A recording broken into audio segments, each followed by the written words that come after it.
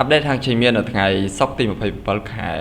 6អញ្ចឹងបើយើងគិតត្រឹមម៉ោង10ពេលព្រឹកនេះយើងឃើញថាហាងជីមីបានចុះមករៀងគួរសមដែរចុះមកដល់តម្លៃបច្ចុប្បន្ននេះគឺតម្លៃ3300អញ្ចឹង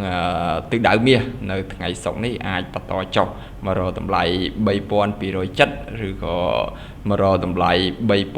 3250ដោយសារតែមាសចុះមករៀងច្រើនបែបនេះអញ្ចឹងមាសអាចបកទៅលើវិញខ្លះដកទៅលើវិញខ្លះអញ្ចឹងសម្រាប់បងប្អូនដែលចង់ទិញមាស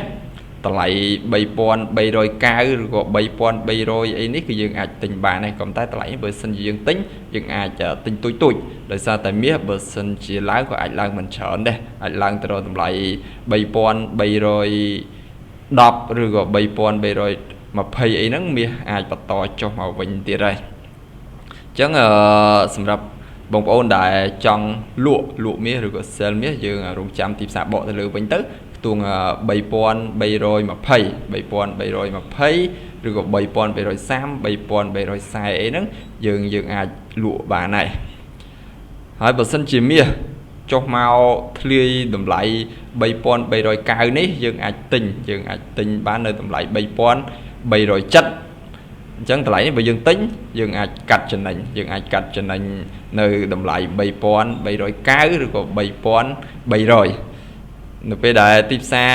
ចុះមកដល់តម្លៃនេះអាចបកទៅលើវិញហើយអាចមករកតម្លៃ3250អញ្ចឹងយើងអាចទិញបានទៀតនៅតម្លៃ3250សម្រាប់បងប្អូនដែលចង់បើក account trade នៅ Black Whale អាចឆាតតាម Telegram 016 87 95 11ហើយសម្រាប់បងប្អូនដែលចង់ចូល channel Telegram អាចចូលបាន channel Telegram នេះគឺខ្ញុំ update ហាងចេញមាសគឺជារៀងរាល់ថ្ងៃ